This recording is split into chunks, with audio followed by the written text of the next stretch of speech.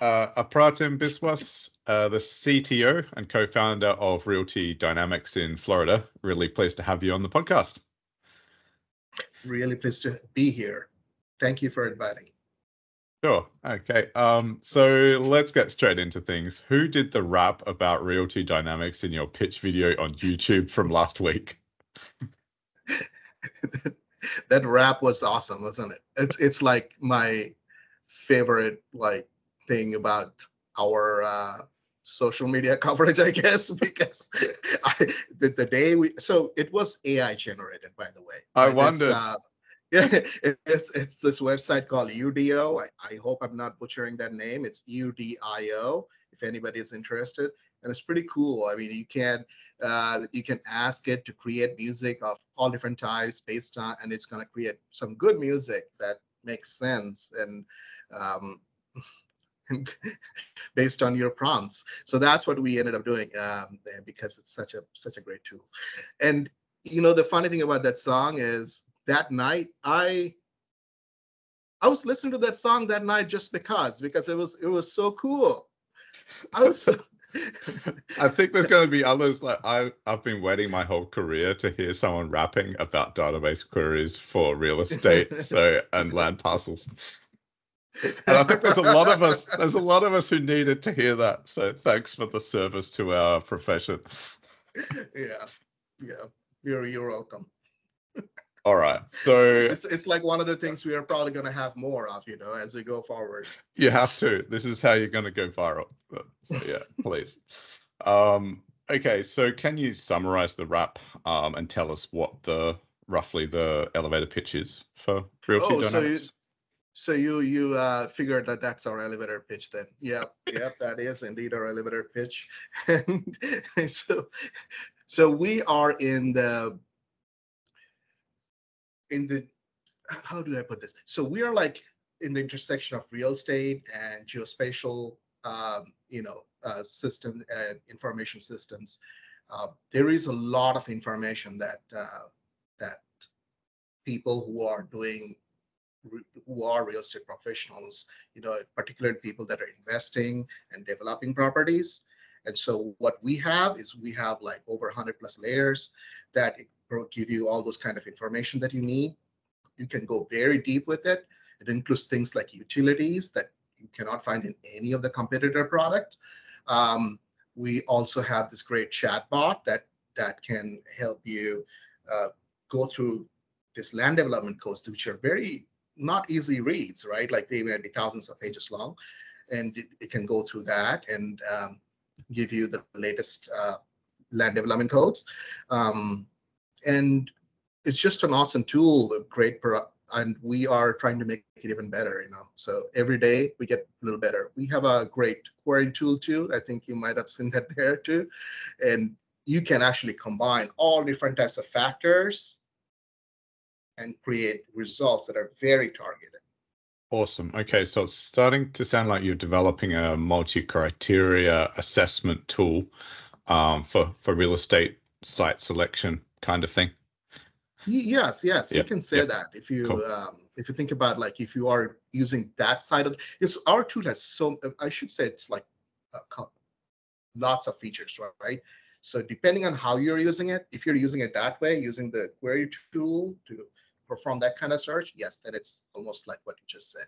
Yeah, sure. I guess I'm asking that because guests from Spatial Risk Systems in Manhattan and Aino, a AI agent from Spain, both of those conversations sort of ended up with us talking about why isn't there enough AI in real estate platforms? And then suddenly I found you on LinkedIn, so I just immediately wanted to carry on.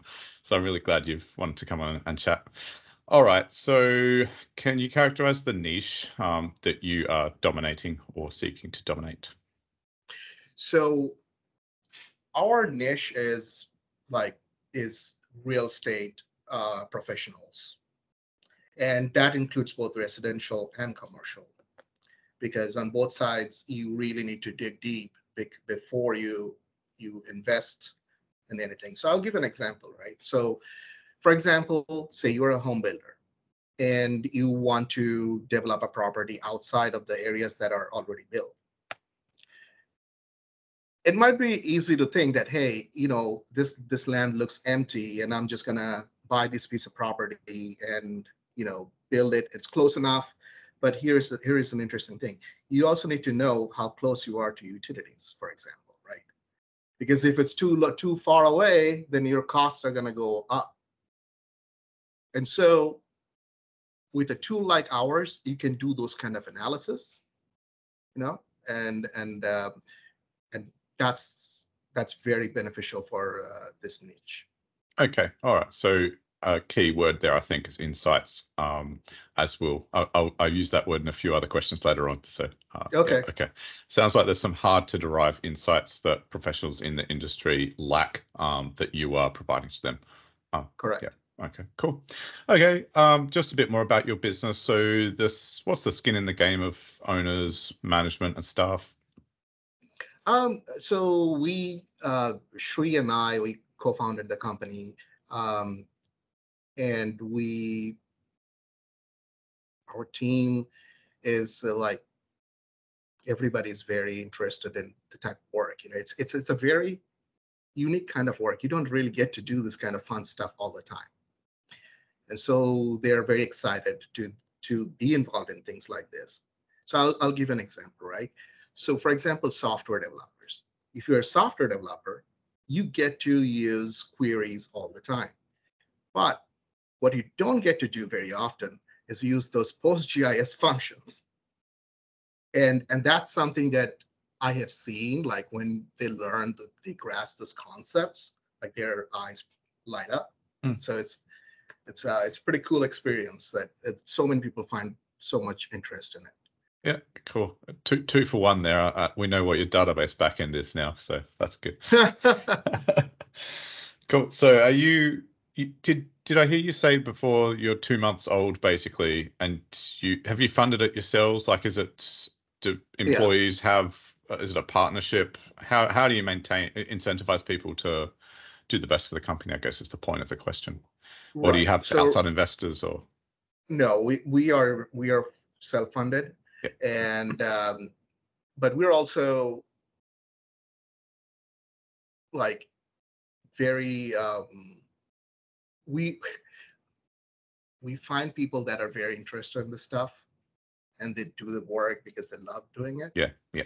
So that's the big thing there. And of course, like, we are also open to like sharing equity if you see somebody that's very passionate about it, it's not out of the question. So it's definitely possible. Yeah. So that's how we are right now.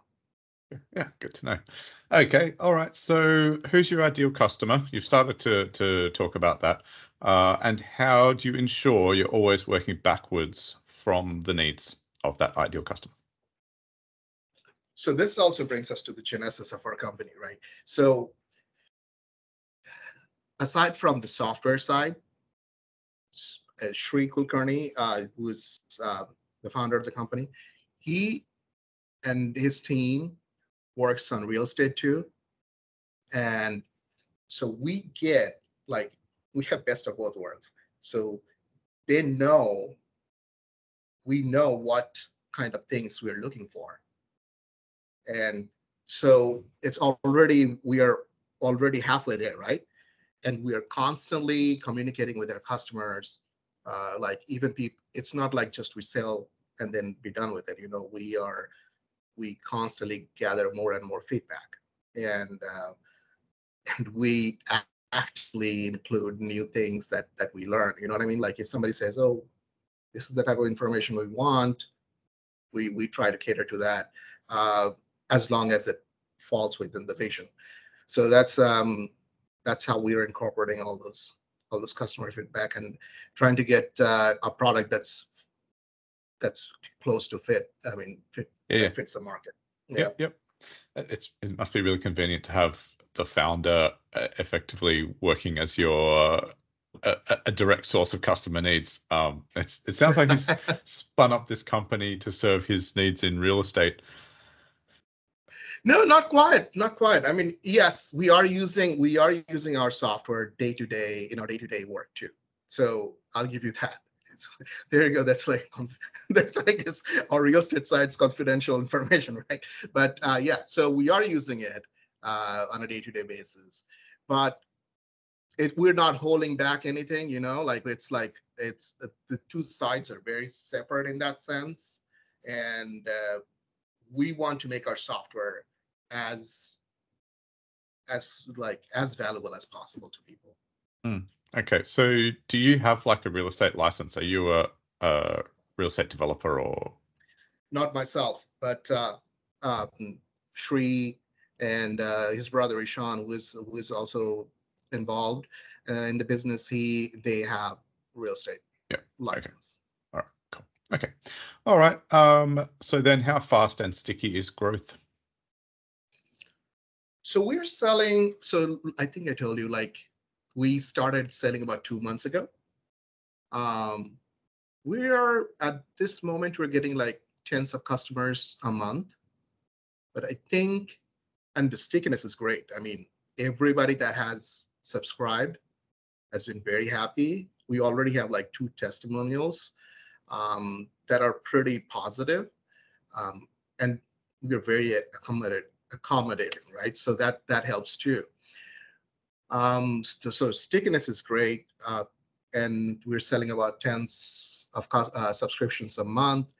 But I think it's still a little too early to see what the growth trajectory is going to be, because we are still dialing down like all those things that would make it grow faster. But that's where we are right now. Yeah. Okay. I didn't actually realize how young you were as a company. So yeah, that's a tough question to ask. But yeah, if you're already at tens, that's good. Yeah. Okay. So your website claims to offer 100+ layers related to Florida real estate. What are some example insights customers need from these layers, and which layers or combinations of them would they use to get those insights? So let's say that you are, I'm going to give the same kind of example that I gave you previously. But let's say you are a home builder, right? And you want to build a community close to the main city area, and you want to have, like, obviously you need quite a bit of land, maybe like 30 acres, right? So the first thing, so we have a query tool. You can do it either way. If you're very comfortable with query tool, and we offer help with that too. But if you're very comfortable with it, that you can keep on adding layers to it. Or you can do this on more like a more graphical way, where you turn on different layers. So the first thing is, maybe you're looking for lands that are over 30 acres, and they are within a certain distance of utilities. And so you can put distance queries in. It's coming. Okay. The distance queries are coming like within this week. Awesome. Yeah. So okay, yeah, breaking news on the podcast. Yeah. I better get it published before it happens. So yeah, we have those distance queries in there too. Like, so say you want within these many feet of utilities, and you want to make sure that less than 10% or 20% is wetlands. You can do that. And you can also add all different types of things in there. So like just the query I just mentioned, right there, you have wetlands as a layer, Florida parcels as a layer. Depends on which utility you're looking for. It's going to be that utility in there. There are also, like, maybe you are in the beginning stage of finding that piece of property, that land. So what you can do is you can look up our ERP, like the environmental resource permits, and you can find where the permits are being issued and applied, so you know the market as it's happening. You see what I'm saying? So like, So people apply for permits before they can build anything, right? Yep. So same thing in the UK here. Yep. yeah, We call them so planning applications or committed development. We have a committed exactly. development log, for example. Yep. Okay. So we have those applications, and then the ones that have been accepted, the applications that have been accepted and approved. So, but you can, if That's you want great. Yep. to, yeah, if you want to know the ones where you are that we are, you know, the applications are, you can do it that way. You can do it, and we also have all, like, you can also see all the different times. I guess I'm digressing from the question, but you know, we have a whole lot of layers that are very, very relevant to real estate professionals. Okay, so the term site selection seems to apply here. Basically, you offer of the order of 100 layers that a potential real estate developer or a buyer of land could drill down through to rule out areas that are not acceptable or don't Yeah. pass their decision criteria. Okay, cool. I've got I just want to expand a bit on these environment permit applications. So an issue in the UK is that it's down to each individual local authority to maintain a record of these planning applications, and there isn't a requirement, like it's not mandated in law that a web service is provided showing the red line boundaries or the polygon around each of these planning applications. So it's a full-time job almost for larger projects to have someone monitoring all these websites to then digitize all of these boundaries. But is it the case in Florida, at least, that you just subscribe to a web service from the government? Almost all data we have, except the school data, is all curated in-house. Wow. So you've got a team that has to manage all of this and produce it. Yeah. Wow. So so when you hear the we're talking about like this ERP layer, we keep track of all those information, and we manually do it. Okay. All right. So I can see how yeah. Yeah. So that's sort of an example of how valuable you are compared to, that you're saving time. Yep. That's the biggest thing. And you know, it's like helping people make data-driven decisions so that they don't end up with a bad deal, you know. So another thing I was going to say is some of the stuff, for example, like the chatbot I said, this land development codes, traditionally what happens is you go and contact a land use attorney, and they charge you a lot of money. They charge you like $500, $600, $800 an hour. And they literally go through those documents. And even before you decide on if you want to do something, they would go through the development codes and such. Now you can do that preliminary background work within seconds and for like within their subscription price. It's absolutely amazing. Then the utilities, for example, right? So the utilities are very hard to find in Florida. And if you reach out to the county with utility information, requesting utility information, it takes you, you know how counties are, 5 days easily. You know, you can expect it to take 5 days. You can go on our website, and if you're a subscriber, you can see that too. Yeah, it's absolutely amazing because, you know, I've been doing geospatial since 2011.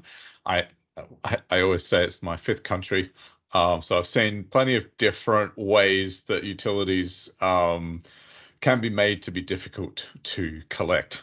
I'll put it that way. Yeah. And in the UK, I mean, we've got similar issues in Australia, at least. So in the UK, there's this service called LSBUD or Line Search. I don't know. It's for underground utilities data. And you can submit 1 square kilometer polygons, and it will return anything from any utility operator that's signed up to that service that's within that polygon. So if you've got a large, linear scheme for, I don't know, a highway, for example, you have to submit 100 of these things and then collate all of the responses back. And of course, all of us just want to pay for the service that you've got. So yeah, it's great to see. So if people don't use your service, are they faced with a similar automated system that they have to submit, little tiles to get N- responses back? Not for utilities. Okay. For all this information, like ERP, just that I mentioned, environmental resource permits, you can look up based on like either name or the property address, things like that. But it's not a very easy query. So you cannot like say, hey, this is my bounding box and give me all those ERPs within this bounding box. You cannot do that. So Oh, it's sorry. actually harder. Right. So in Florida, like if you weren't a subscriber to Realty Dynamics, and I was working for an engineering firm, would I have to go and contact all the utilities operators, or is there some Yes. centralized website for utilities data that I can go to? So counties usually keep track of utilities, so you Yeah. can reach out to the county. Okay. And they will get back to you within 3 to 5 days, maybe more. And for the environmental resource permits, you can go to there are the water management districts. There are 5 water management districts in Florida. And you can go to the water management district's website, and they have a query tool. Nothing that would give you like a large scale information, just like for your property, for anybody that if you're looking for a specific area, then you can do that. Yeah. Sorry, there was an assumption there because in the UK, a lot of the utilities are privatized. Are they not in the US? It's a good question. I know that if you're talking about like cables and electricity, those are privatized for Yeah. sure. Okay. Yeah. The utilities I'm talking about are more like water, Yeah. sewer. Yeah. So those kind of the county takes. Yeah. I mean, the bills. I don't know if there is. Now that I think about it, actually, I never thought about it this way. That you're asking if they're privatized or not. So I'm thinking out loud, and I think they might be privatized, but probably contracted through the government. That's how it is, because it's waste management who does a lot of the waste collection, this and that. But at the same time, the billing happens through the county. So Okay. All right. So then you'll get a valid data set basically, even if it's a privately operated utility network. right, The local government will. Okay. Cool. All right. yeah. So say you have a little parcel or property or whatever, you can reach out to them, and they are going to get back to you. Okay. That's how. All right. Thanks for getting down into the weeds with me. A classic use case for AI is to easily make sense of legalese. Yeah. So is it the case that you've basically trained a chatbot on specifically land use and real estate property law, or how do you make sure that Yes. it's fully informed? Right. That's exactly what it is. So have you got a custom sort of GPT? So, okay, you're really asking the secret sauce behind it. So, yeah, we have it's a RAG application that What's a RAG uses application? I think it's called retrieval augmented generation. So like we have a database of all the land development codes. We have a pipeline that keeps it up to date, and then the chatbot what happens is you just look through it and see what matches what people are asking, and based on that you create responses. That's how it works. Yeah, it's amazing. So yeah, we have something else that we have in the works, and I cannot give you like exact timeline of when it's gonna be done, but we are actively working on connecting our chatbot to the databases. Yeah. So at that point, like our query tool is also the chat application itself will be a query tool. Yeah. As soon as I saw that in your demonstration video, I was thinking that's an obvious extension. And that's actually what Aino is doing, this AI geospatial agent in Spain. So yeah, interesting to see that that's a trend definitely in our industry. Yeah, yeah. With Aino, can you do you have the ability to query a data, like any database, or does it have to be does it have to be a plugin that you use with QGIS, or you can use it Uh, as its own service on a website? yes. Yeah, so I interrogated Alex, their co-founder, a bit about that. And he said there's a consulting exercise that takes, a week or so with the DBA of the organization where they're setting up an enterprise solution. You basically get the schema of all of the databases that an organization has. You basically expose the organization's or the enterprise data model to the AI. And once it knows all of the tables available and the relationships between them, somehow their secret sauce means that you can get sensible answers. Yeah, There's only so far I can go with these podcasts before they that's say awesome. That's awesome that you actually have the whole methodology down, because that's kind of the working theory I got going here too. That it's all about teaching the chatbot what is there and what that means, and then start querying using some sort of text to SQL. Exactly. Exactly. That's all it Methodology. is. In the end, that's all it is. And another, not to, I don't want to sound like I'm shilling Aino and spatial risk systems, but only because they seem to be useful for this. So Alex, another Alex, there are so many Alexes has come up on this podcast. I think it was Alex Vengorovsky, the chief scientist at Spatial Risk Systems. Anyway, so what comes up regularly, especially when Ken's posting on LinkedIn, is this idea of a knowledge graph and necessarily a spatial knowledge graph. And it seems that I don't know if it's just like a hot topic and there's hype around this because that's how it's AI and stuff like that.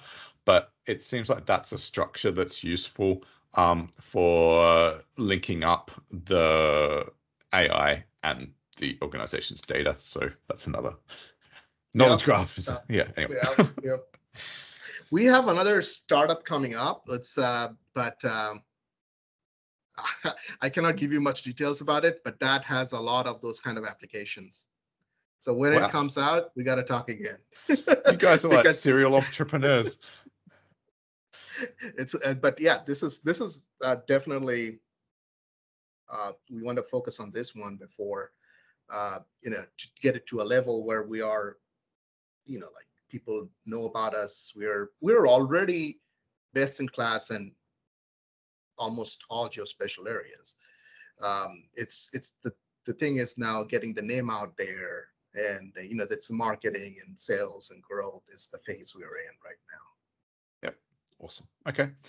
I'm excited. Yeah. And of course I accept the invitation to to interview you again.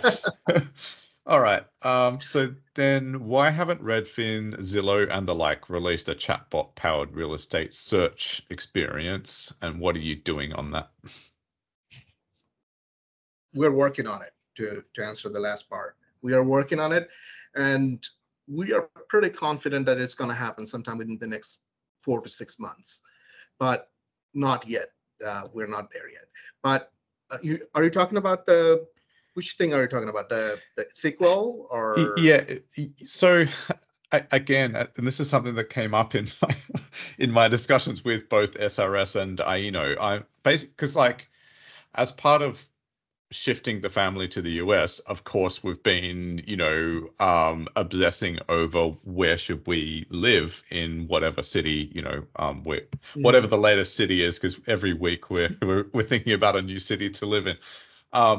And it's a multi-criteria analysis to interact with Zillow, right? You don't know that's what you're doing, but you're trying to find schools that are above a certain rating. You want, properties below a certain price. You want a certain number of rooms and above. There's multiple criteria that you are assessing real estate options with. And it's just such a pain compared to interacting using a natural language interface. It's such a pain to use all the drop-down lists to put in your required criteria. So I'm honestly surprised. You know, it's been since November 2022 that we've had ChatGPT. Yeah. Why hasn't there been? What's going on? Why I'll is tell everyone you, so slow to move?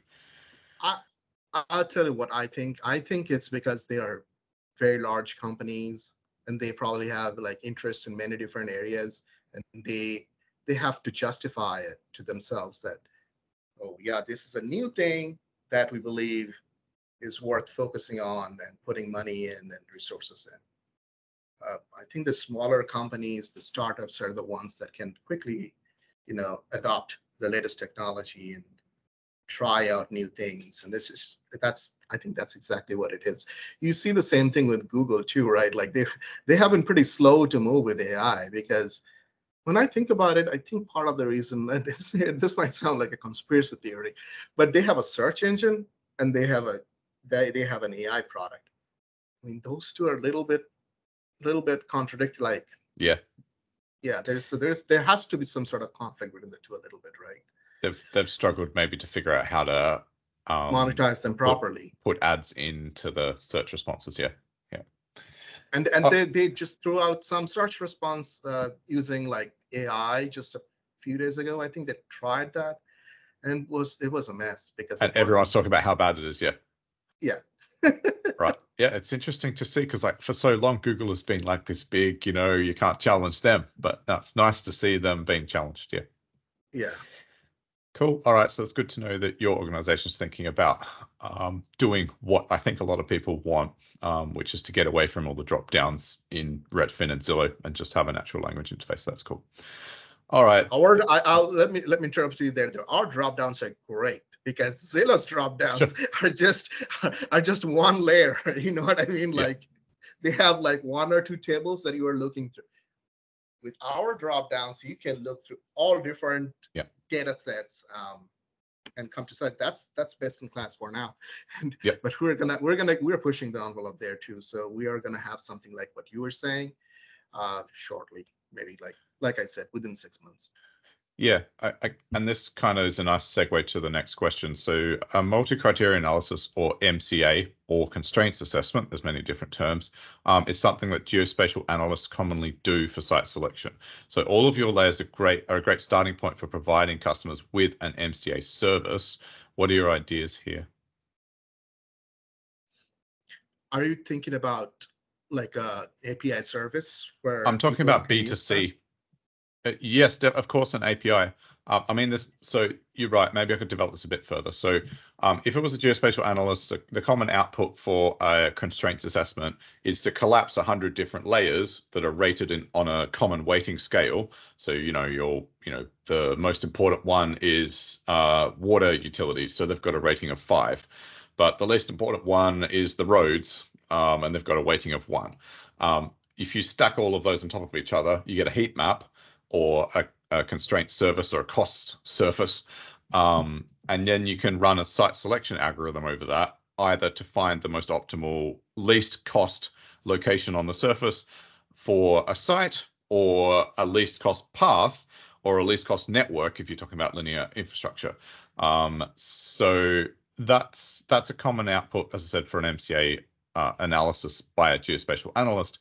But I guess what I was thinking about is, ultimately, how can we put in the hands of a customer, like a regular person, not a business, in their site selection, how could you almost create a cost surface expressing their unique needs, rather than having 100 layers that you need to fashion a query against? I see.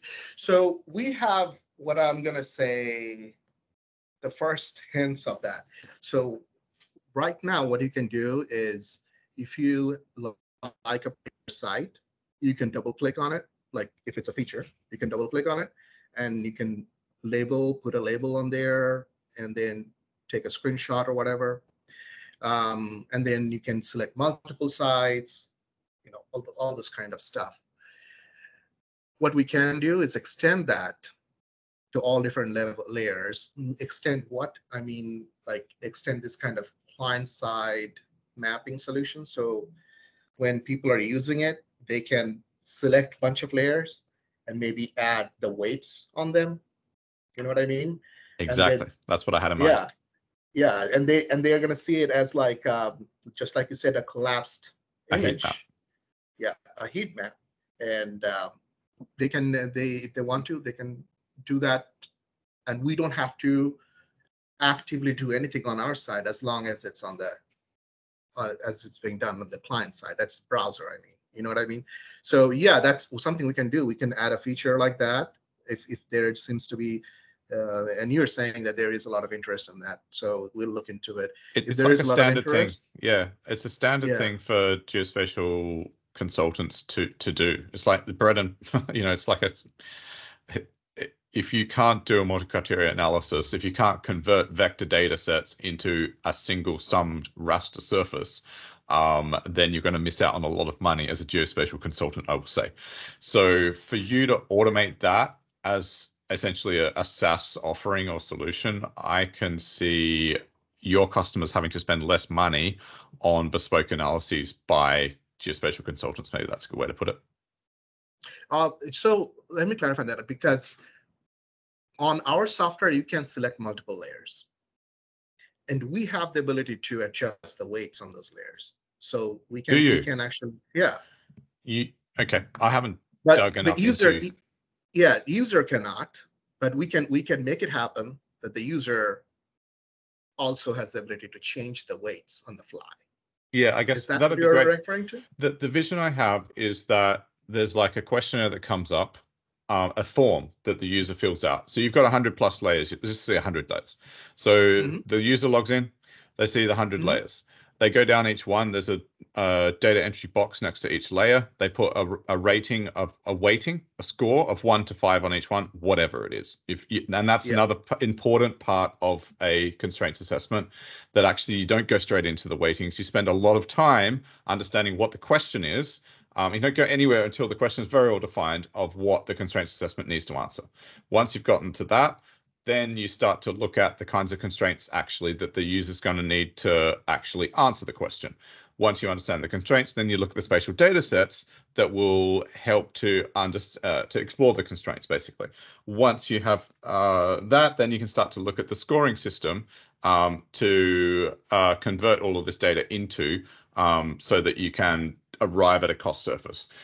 So then you go and collect the data sets, you weight them all, then you rasterize them. So you go from vector data to raster data, essentially produce a Right. constant raster. It has, in every cell, it has the same score.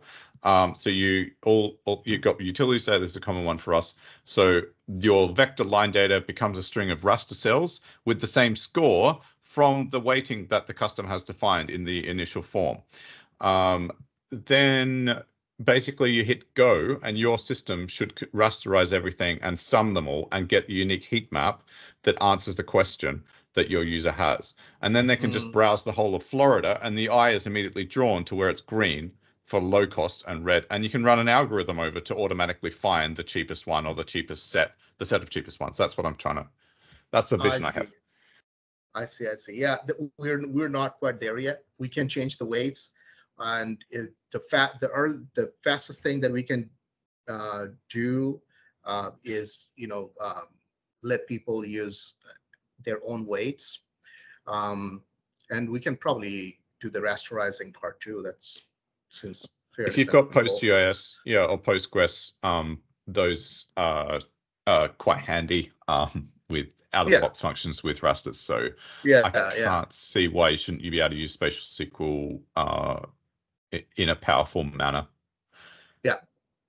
So it's we don't have quite that feature where people can change so many things on a layer, but you can, at the moment, you can overlay layers on top of each other and do your analysis that way. Yeah.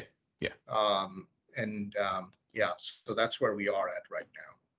Yeah. Awesome. Okay. Sorry, I just wanted to nerd out a bit with you, because like I've had MCAs and constraints assessments on my brain for months now, and I needed to talk with someone about this idea. It's a good idea. I mean, and I feel like most of it can be done reasonably inexpensively. because we can probably do most of this stuff on the client side. You know what I mean? Like their browser can process most of this work, and something that can be done.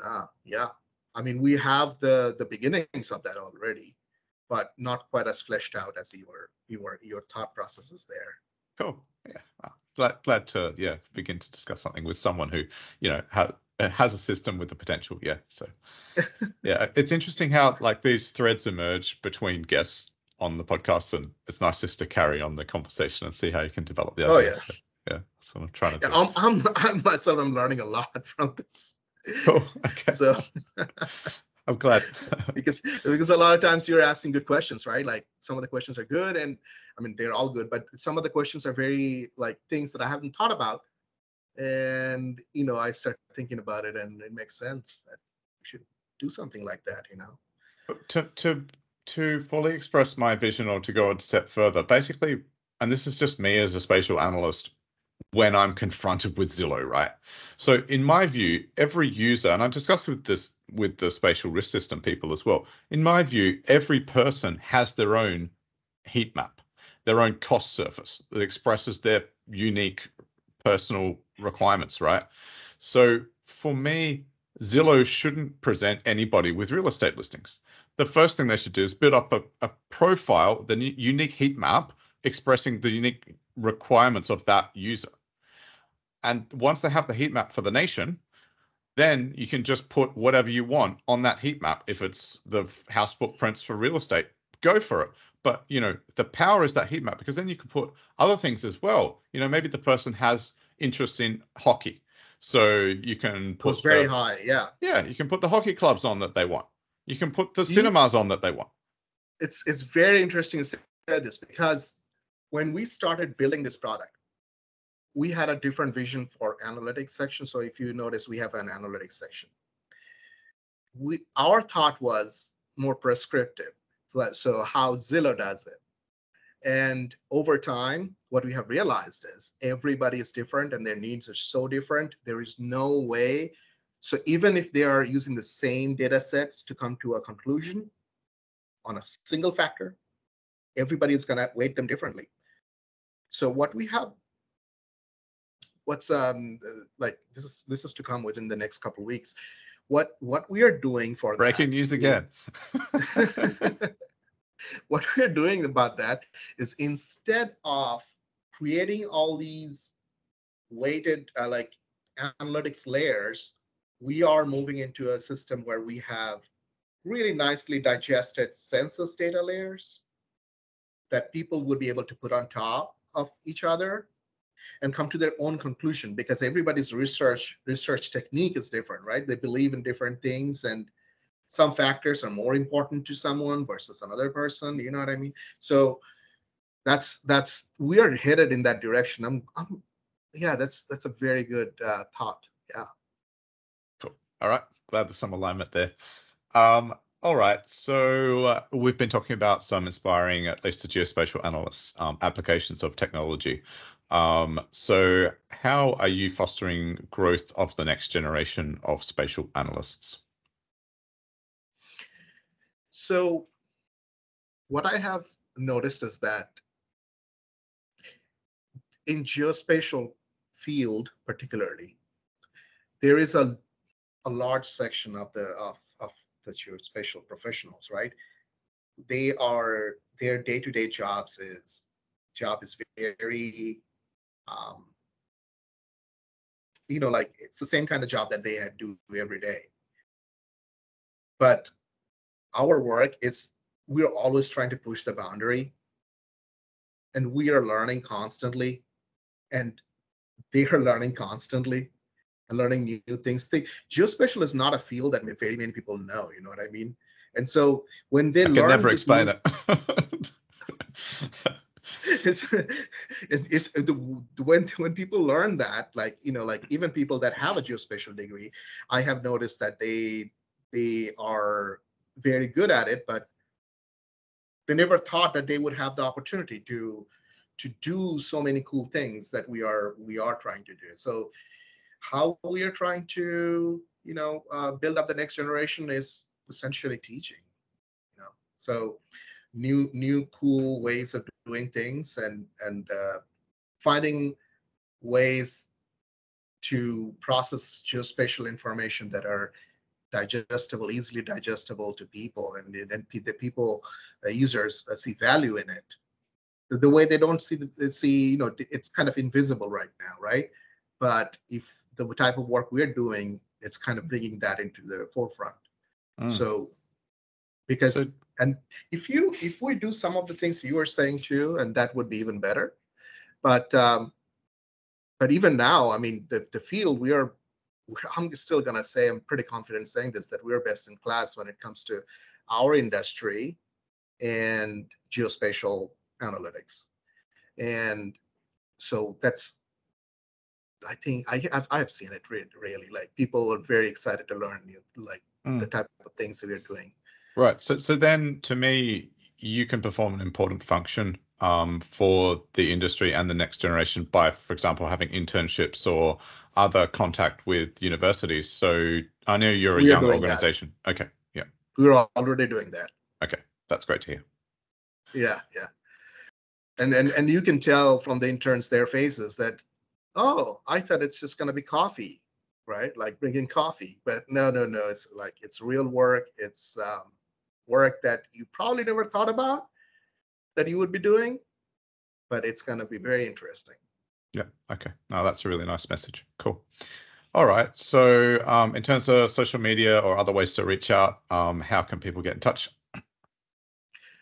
So first of all, anybody can get in touch with me. You can get in touch with me on LinkedIn if anyone is interested. And anybody, and Ishan is our point of contact for sales, Ishan Ambegowkar, and you can see his link if you go to our website, realtydynamics.ai, and you scroll down.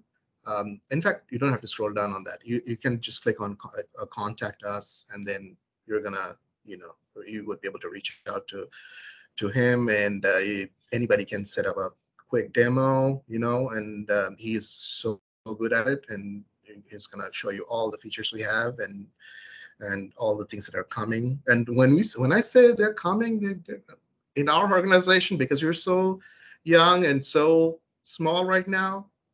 When I say coming, they're coming. They're coming very, very soon. It's not like coming like a year down the road, may or may not. You know what I mean? They're coming. So yeah. So you reach out to Ishan, reach out to Shri Kulkarni if you want. We're all on LinkedIn.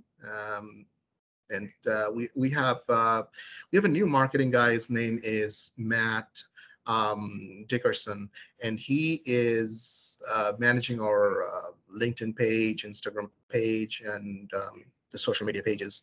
So if you're interested in reaching out to him, you can reach out to him too. So we're all open to hearing more from users and potential users. All right. And obviously you're prioritizing responses to aspiring young rappers that reach out to you.